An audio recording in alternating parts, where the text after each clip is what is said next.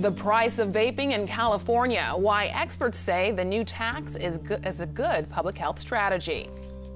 What the city has tried to do is please the highest number of people or anger the fewest people. But this isn't a popularity contest. Moving forward with redesigning the northeast corner of Mission Bay, the blank slate offering new options for recreation and marshlands. War's not good for anybody.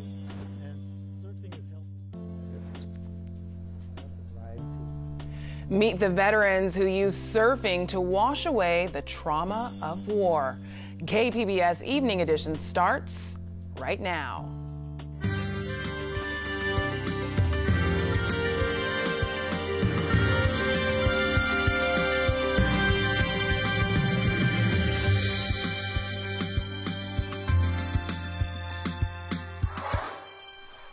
Good evening and thanks for joining us. I'm Ebony Monet.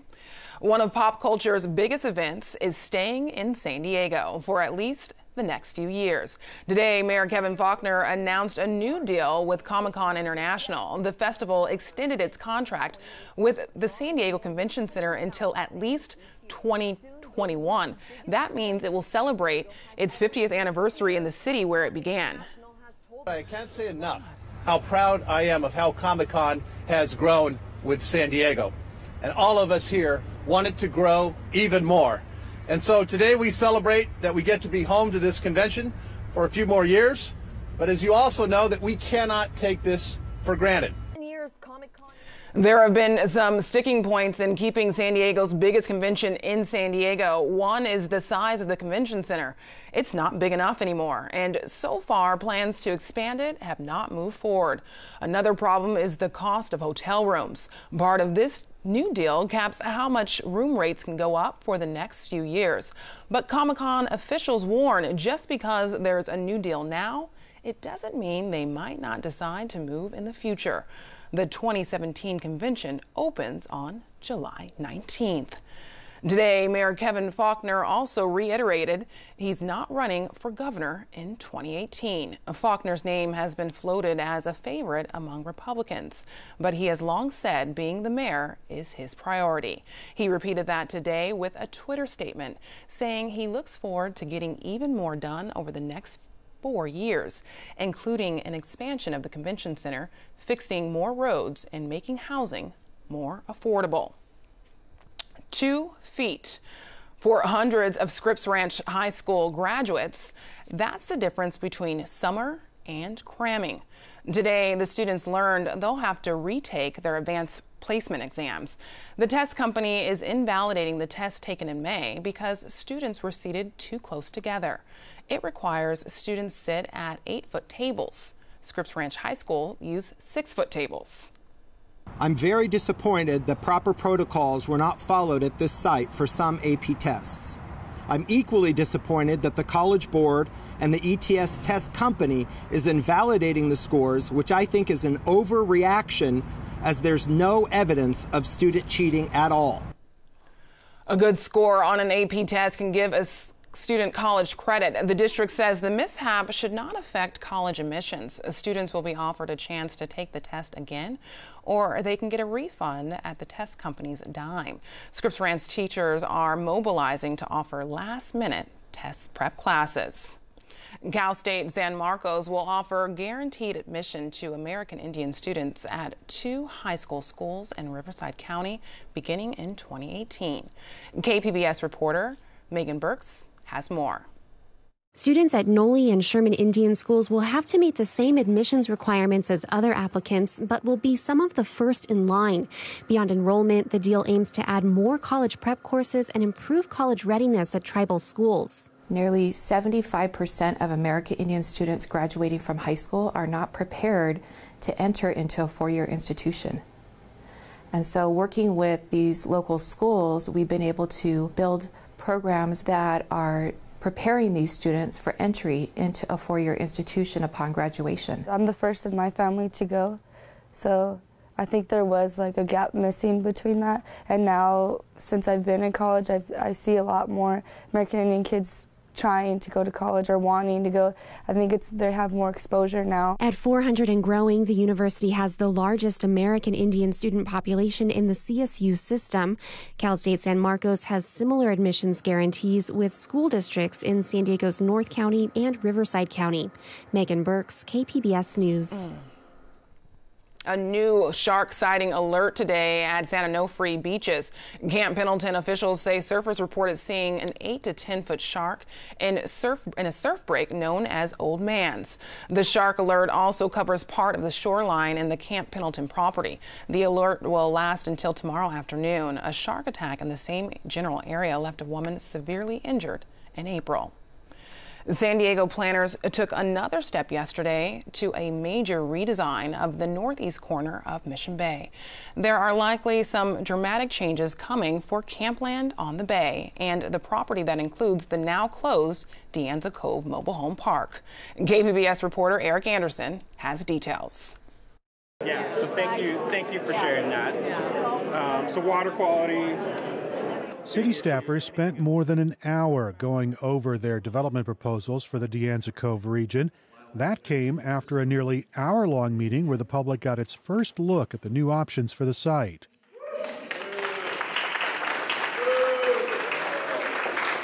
City planner Elisa Muto called the process difficult. She says it's like trying to squeeze 50 gallons worth of options into a 5-gallon bucket. Muto says the Mission Bay Master Plan considers the more than 4,000-acre aquatic park as a single entity guided by some underlying principles. It sets these this high-level goal of recreation, commerce, and environment, balancing those uses or those priorities. Within the Mission Bay Park Master Plan, there are also a number of recommendations for what can be done in Anza Special Study Area. Anza was the last area of Mission Bay Regional Park to be planned, so it's shown as a blank slate. City planners have filled in that slate after months of work and a cool reception to 3 potential redevelopment alternatives released late last year. The planning office narrowed the field to 2 choices.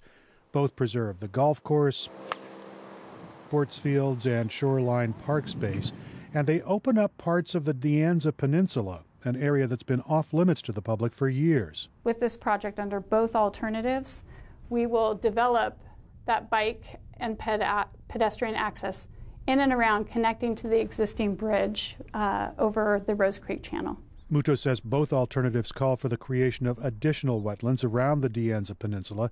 The first suggests about 27 acres. The second cuts a channel through the peninsula to create an island and close to 35 acres of salt marsh. And you'll see the restoration efforts offshore in the green area, shaded similarly to the area to the west because it's intended to be a continuation of that habitat. And this area to the west is the Kendall Frost Marsh, as well as campland, the existing campland property, and then the offshore areas proposed for restoration for the rewild plan. Both plans set aside about 40 acres for some kind of guest housing, which could be a recreational vehicle park or some other kind of camping-related leasehold. The ad hoc planning group voted option 2 as its preferred alternative, but neither option sits well with the 2 most vocal groups pushing for change, campers and environmentalists. Sean Schwab helped organize Campland on the Bay backers, delivering 2,700 signatures on a petition in support of a recreational vehicle park. So there's a lot of room for improvement on that option 2 without question. We really need to go ahead and stress the overnight RV camping option like we have at Campland. And we have, about 45 acres of that currently, and that's certainly not in that option 2. So I really feel they missed the mark. The Audubon Society is pleased that the existing Campland on the Bay property is being reclaimed as natural habitat. But the Rewild Mission Bay backers had pushed for a stronger commitment to the environment in the Anza Cove area. Rebecca Schwartz-Lesberg acknowledges there are positive aspects to the 2 proposals, but she says there was a chance for more. What the city has tried to do is please the highest number of people or anger the fewest people.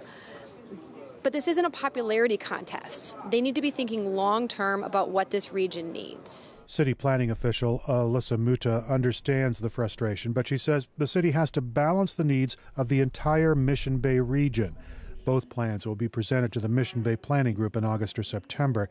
City planners will start crunching costs in an effort to put a price tag on the renovation. Eric Anderson, KPBS News. For the second time in the last 3 months, the price of vaping is going up in California. KPBS health reporter Kenny Goldberg says thanks to the passage of Prop 56, the tax rate of tobacco products other than cigarettes is being raised again. The new higher tobacco tax does not apply to vaping devices, but it does apply to any other vaping product that contains nicotine, including e-liquids. It's also being imposed on cigars and chewing tobacco. On April 1st, the tax was set at 27% of the wholesale cost. As of July 1st, the tax goes up to 65% of the wholesale cost. Deborah Kelly is with the American Lung Association. She says higher tobacco taxes are a good public health strategy. The higher the price is for any kind of tobacco product, then the bigger the impact, especially on teens. So as tobacco prices go up, teen use goes down. Kelly says it's very important when it comes to e-cigarettes. Contrary to what the tobacco industry would have us believe, that it's 50-year-old smokers who are using e-cigs to try to quit, it's actually teens who are using them. They have the highest rate of e-cig use of any age group, and in fact, they are 2 or 3 times more likely to use e-cigarettes than regular tobacco products. California is now one of only 6 states that imposes a tobacco tax on vaping products. Reporting from North Park, Kenny Goldberg, KPBS News. A picture-perfect day in Mission Valley. Kids splash in the water at Civitas Park while families relaxed in the grass. And it looks like things are going to get a little foggy. Regina Miller has tonight's forecast.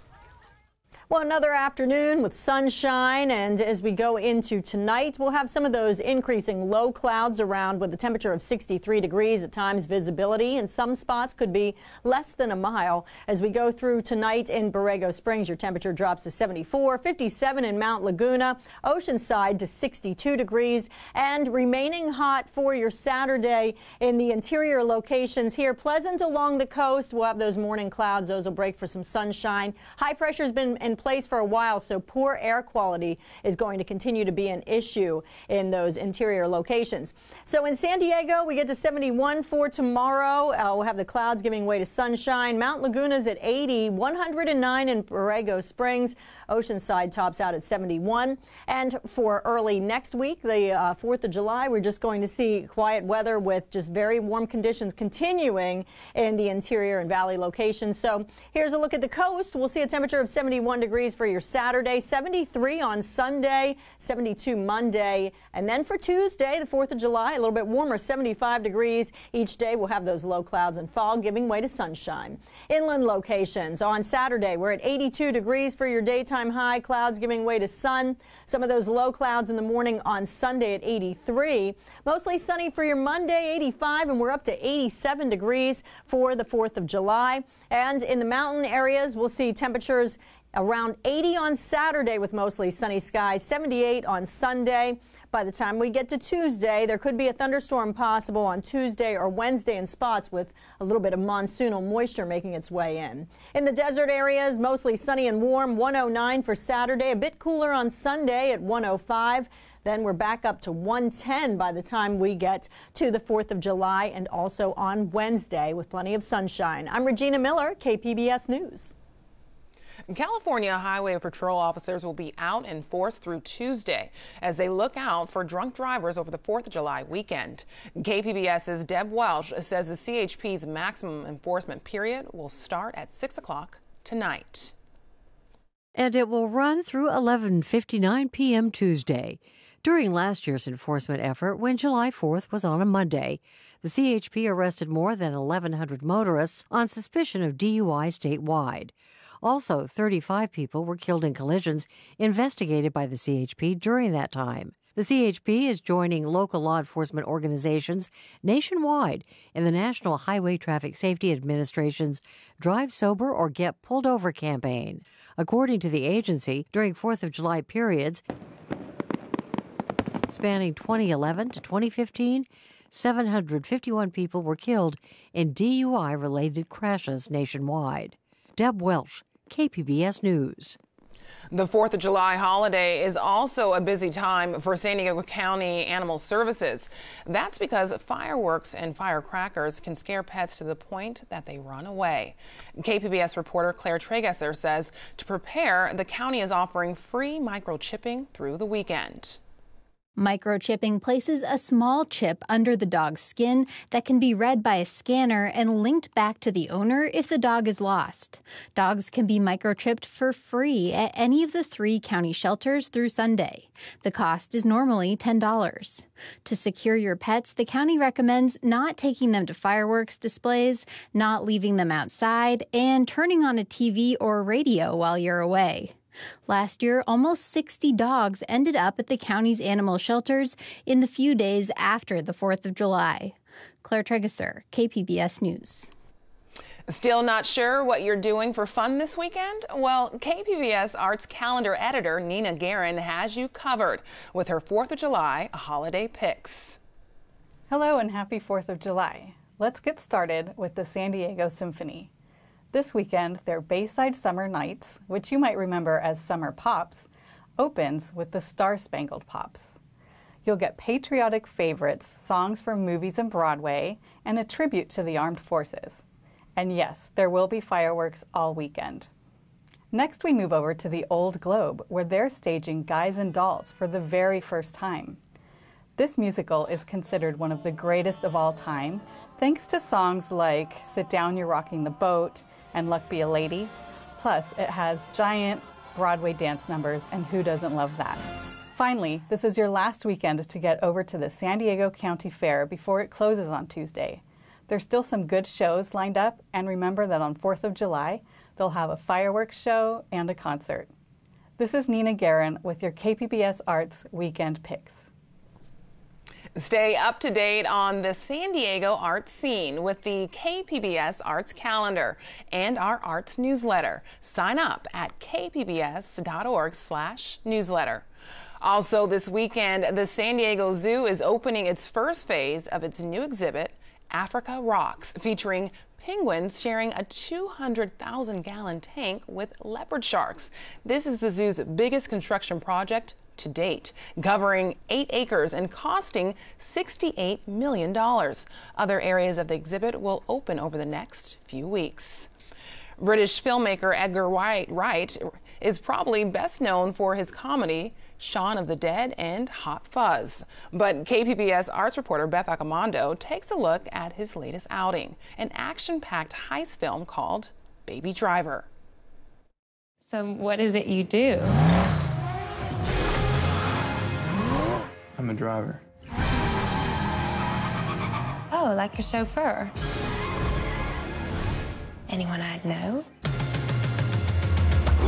I hope not. What is your name? Baby. Your name's Baby. B-A-B-Y, Baby. Baby Driver's not so much a film as it is a playlist. Music drives the movie and defines the title character of Baby. He had an accident when he was a kid. Still has a hum in the drum. Plays music to drown it out. And that's what makes him the best. Whoa, whoa, whoa, whoa, whoa, whoa!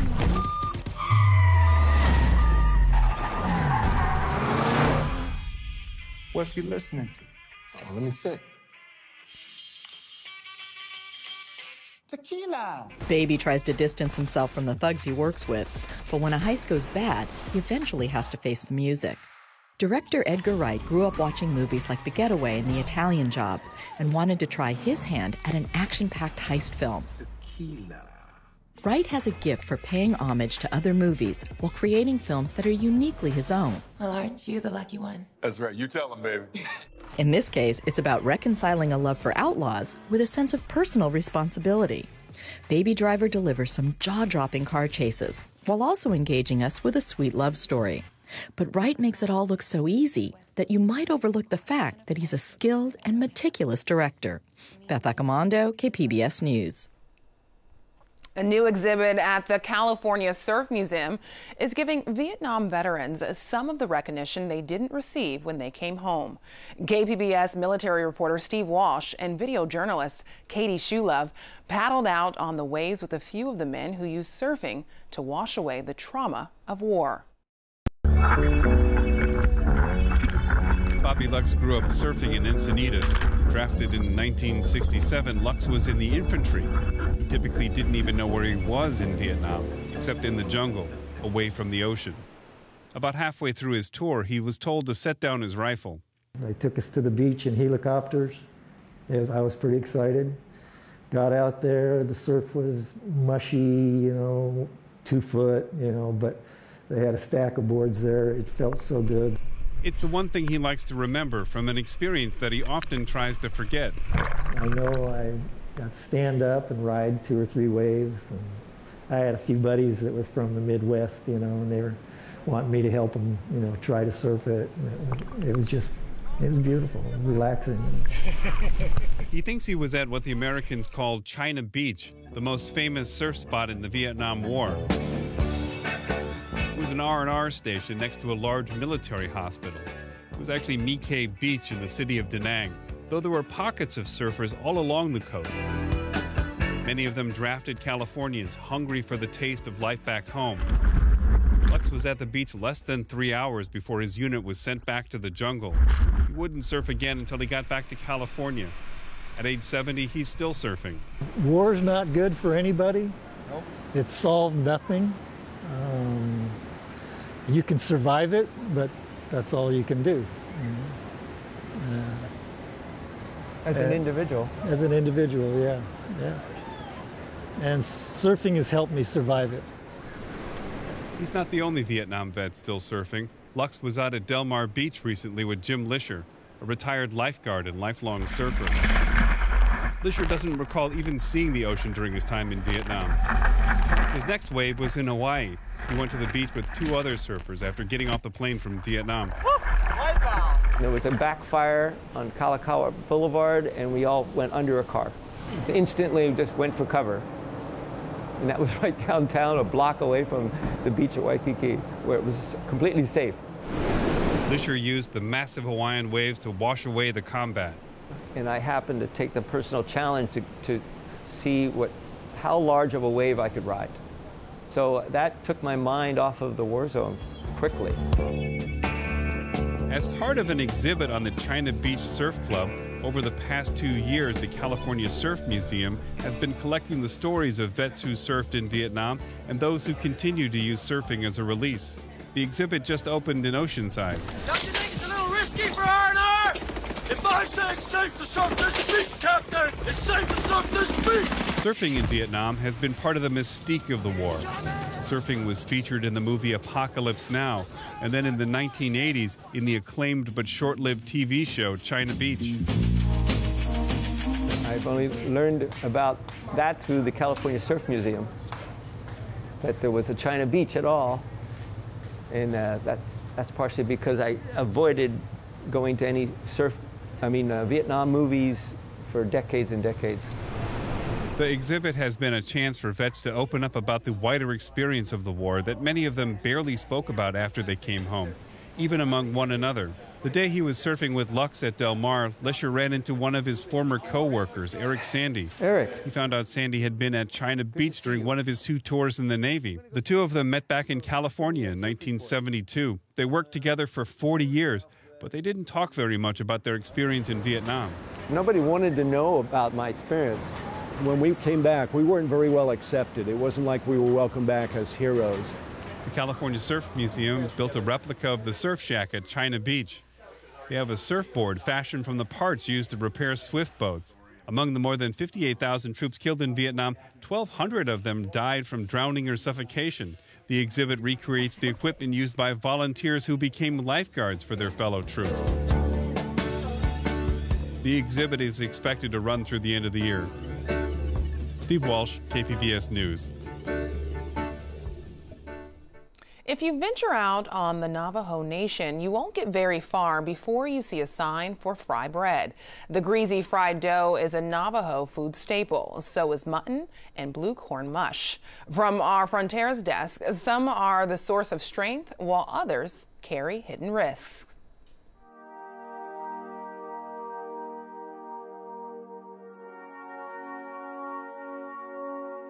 Navajo people were basically given tinned meat, lard, sugar, salt, and flour. and that became the staple diet. We have a complicated relationship with fry bread. It's a sort of a symbol of perseverance. We persevered from concentration camps to survival. Our body wasn't built to, consume the kind of food that came with the Anglo. When the Anglo people came out with the trading posts and all that, they said, stick to making your food, your own food.